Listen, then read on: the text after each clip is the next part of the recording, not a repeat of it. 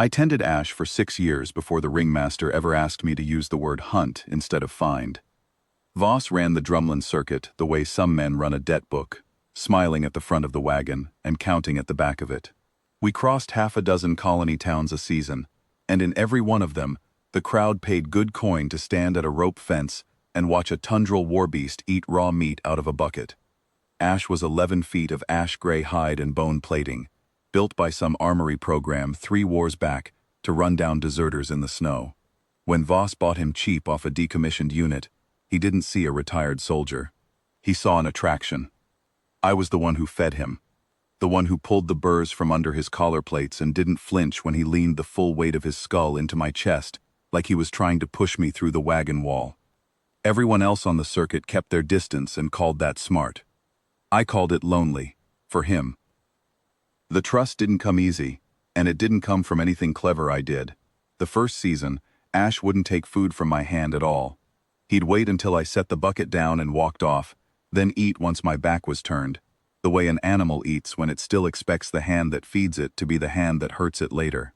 I never rushed him. I talked to him the way I'd talk to a tired plow mule, low and flat, no excitement in it, because excitement is the one thing a warbeast has been taught to read as a threat. It took the better part of a year before he ate with me standing there. Another year before he let me touch the plating along his jaw. By the third year he was sleeping with his head across my boots most nights, which is a strange thing to get used to, 11 feet of decommissioned weapons snoring against your ankles. But I got used to it. Voss never liked that I was the only one Ash would let close. It made me useful, and it made me a problem, both at once. A circuit beast that only answers to its handler isn't a beast anymore, not in a showman's eyes. It's a partnership he isn't part of, and Voss never could stand being on the outside of a thing he was supposed to own. The trouble started in Halvern's Reach, on a night Voss had sold more than tickets. A farmhand named Cash Farrow had run off owing Voss 3 seasons of indenture debt, the kind Voss collected on with interest and a smile. Voss had taken a side payment from the local constable to find the boy before the constable's own men did, and find had always meant something else when Voss said it, with his hand resting on the lock of Ash's pen. That night, with half the town pressed against the rope fence under lantern light, Voss climbed onto the show platform in his good coat, the silk one with the brass buttons he only wore when he was selling something bigger than tickets. He told the crowd the beast behind him could track a debtor through 3 counties by scent alone, that no soft hand in the territory could match what waited inside that pen. He had a gift for that kind of talk, the kind that made farmers and freight haulers lean in close, half hoping to see something terrible, and half hoping it would be quick. Then he turned to me, and his voice dropped into the register he used for orders. "Bring him up, Tobin. Give him the boy's coat." I had the coat folded in my hand, an old work jacket Cass's mother had pressed on me 2 towns back, begging me to keep her son's scent off whatever beast Voss sent after him. I had carried it for 3 weeks, meaning to burn it. I didn't move toward the pen. "It's a feeding day, not a hunt," I said, quiet enough that only the front row heard it. Voss didn't like being corrected in front of a crowd that had paid for blood.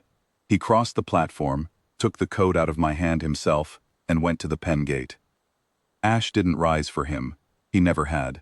6 years of circuit handlers had learned that the only voice Ash answered with anything but a flat stare was mine, and Voss had spent 6 years pretending that didn't matter. It mattered that night. Voss rattled the latch, called Ash's name like an order, and got nothing but the slow turn of one armored eye toward me instead, the way Ash always checked where I was before he did anything at all. The crowd laughed, not at Ash, at Voss, standing in his good coat, commanding a warbeast that wouldn't look at him. That was the mistake nobody in Halvern's Reach should have made out loud, and 3 of them did, before Voss found the lash. He didn't go for Ash with it. He came for me, because hurting the handler was the fastest way I'd ever seen a showman save his face, and because some part of him had finally worked out the truth that Ash already knew. The beast didn't obey the man holding the chain. He watched the man standing next to me. I took the first strike across the shoulder, calm enough that the crowd thought it was part of the act, right up until Ash came through the pen gate like the latch had never been there. I have told this story enough times now that I can say plainly what I felt in that half second. Not fear. I had spent 6 years learning that Ash's weight coming toward me fast was never the dangerous part. The dangerous part was always Voss. Ash didn't touch me. He went past me. Low and silent, the way real predators move, and show pit predators never do. Because show pit predators are taught to perform their menace first. Ash had never once performed it. He had only ever shown it to Voss, exactly once, exactly that night, and exactly long enough to put the man flat on the platform boards, with one armored forepaw pinning the lash hand, and a mouth full of teeth, an inch from a throat, that had spent 6 years promising a crowd it controlled something it had never once touched. The whole square went still enough to hear lantern oil hiss. Voss made a sound that wasn't a word. I had heard him sell tickets, sell debts, sell a frightened crowd on the idea that he owned something monstrous. I had never once heard him beg, and the sound he made on those boards wasn't far off it. Ash, I said. Just that. The way I said it every evening at feeding time, no different. He held another 2 seconds, long enough for every person at that rope fence to understand exactly what he could have done, and exactly why he didn't, and then he stepped back off Voss's chest, and came to stand at my side instead, the way he always did, head dropping until it rested against my ribs like nothing at all had happened. Voss didn't get up right away. When he did, his good coat was creased wrong, and his voice had lost whatever made a crowd believe him for 6 years. Nobody at that fence was laughing now.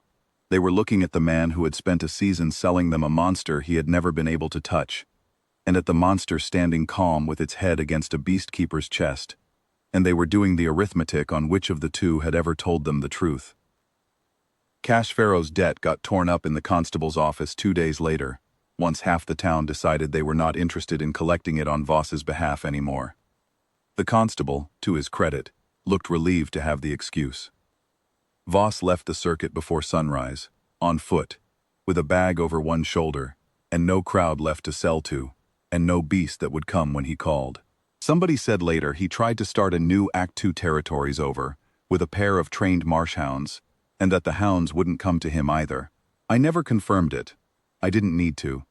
I stayed in Halvern's reach. So did Ash.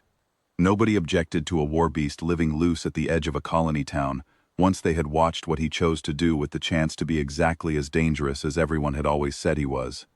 A few of the younger ones still keep their distance, which is fair and sensible, and exactly the distance I'd want a stranger to keep from 11 feet of armor plating and old training.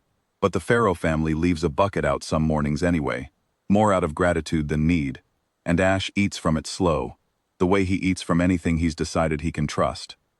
Most evenings now, I still pull burrs from under his collar plates, the ones he can't reach himself, and he still leans his skull into my chest hard enough to put me back a step. I've got a smaller place now, a few acres at the edge of town, and he sleeps across the threshold most nights like a dog 12 sizes too large for the job.